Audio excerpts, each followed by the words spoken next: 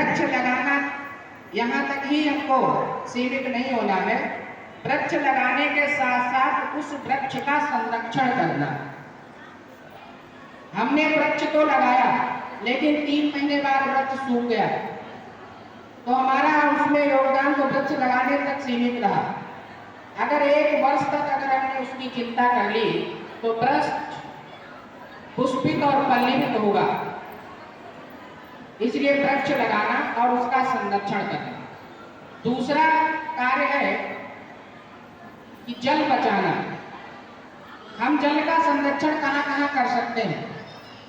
आवश्यकता है आगे, अगर हम अभी से नहीं चेते तो आगे विश्व में अगर कोई युद्ध होगा तो जल को लेकर के होगा, जल संकट आएगा।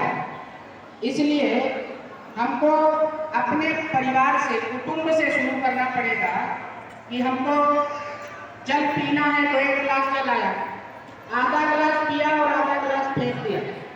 सामान्य सी बात है, हमको जितनी आवश्यकता है उतना जल गिलास में दिया और आवश्यक है तो दूसरा ले, तो उसमें हम बचाव कर सकते हैं।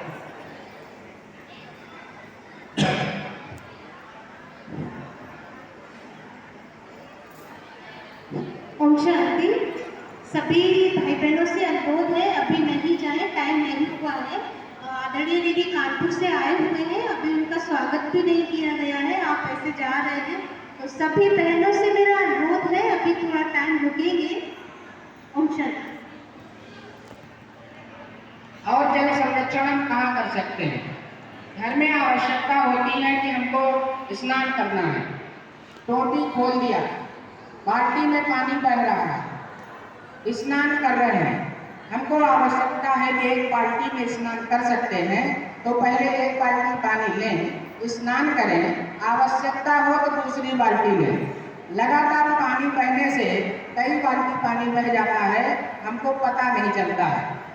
पानी तो बहुत है, प्रत्येक घर में समर लगा हुआ है। समर चलाने में केवल 1 सेकेंड लगता है बटन दबाई, और समर से कितने लीटर पानी बह जाता है उसकी कल्पना नहीं होती, क्योंकि हमको बहुत आसानी से पानी मिल जाता है। पहले गांव में हमको कुएं से पानी निकालना पड़ता था, थोड़ी मेहनत करनी पड़ती थी, नल चलाना पड़ता था तो पानी निकालने में मेहनत पड़ती थी, तो पानी की कीमत पता चलती थी। और 1 सेकेंड में बटन दबाई तो पानी की कीमत नहीं पता है। इसलिए हमको अपने घर में जितना जल बचा सकते हैं अपने परिवार में, उतना हमको प्रयास करना चाहिए। सभी के घर में पानी की टंकी लगी है, कितनी देर में पानी की टंकी भरती है सबको पता है, लेकिन पानी की टंकी भरने के बाद कई लीटर पानी बहता जाता है, उस ओर किसी का ध्यान नहीं जाता है। छोटी सी बातें हैं, थोड़ा सा पालन करेंगे तो कई लीटर पानी एक घर में बचाया जा सकता है। सभी के घर में, शहरों में आरओ लगा हुआ है। आरओ का पानी कई लीटर बहने के बाद तब शुद्ध 1 लीटर पानी हमको प्राप्त होता है, लेकिन जो कई लीटर पानी बह जाता है उसका हम उपयोग क्या करते हैं? वो पानी नाली में बह जाता है। क्यों न उस पानी जो पाइप लगा हुआ है उसमें हम 1 बाल्टी लगा दें, जिससे कि बर्तन धुलने में और कपड़े धुलने में उसका हम उपयोग कर सकते हैं। जो कि अलग से पानी की आवश्यकता होती है उसको हम अलग से न लें। छोटी छोटी बातों के आधार पर पर्यावरण संरक्षण में हम अपना योगदान दे सकते हैं। तीसरा काम है प्लास्टिक बचाओ।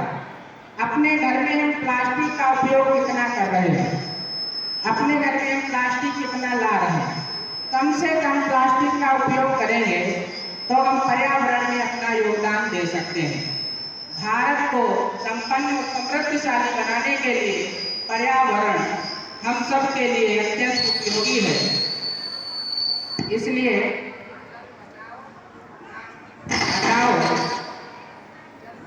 प्लास्टिक हटाओ और वृक्ष लगाओ, ऐसा संकल्प लेंगे तो भारत समृद्धशाली होगा, अखंड होगा, और जिसकी हमने कल्पना की है उस ओर हम आगे बढ़ेंगे। इसलिए हम कहेंगे कुटुंब की रक्षा कौन करेगा?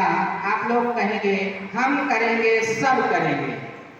हम कहेंगे वृक्ष की रक्षा कौन करेगा? हम करेंगे, सब करेंगे। हम कहेंगे पर्यावरण की रक्षा कौन करेगा? हम करेंगे, सब करेंगे। कुटुंब की रक्षा कौन करेगा? हम करेंगे, सब करेंगे। कुटुंब की रक्षा कौन करेगा? हम करेंगे, सब करेंगे। वृक्ष की रक्षा कौन करेगा? हम करेंगे, सब करेंगे। पर्यावरण की रक्षा कौन करेगा? हम करेंगे, सब करेंगे। पर्यावरण की रक्षा कौन करेगा? हम करेंगे, सब करेंगे। बोलिए भारत माता की जय। भारत माता की जय। धन्यवाद।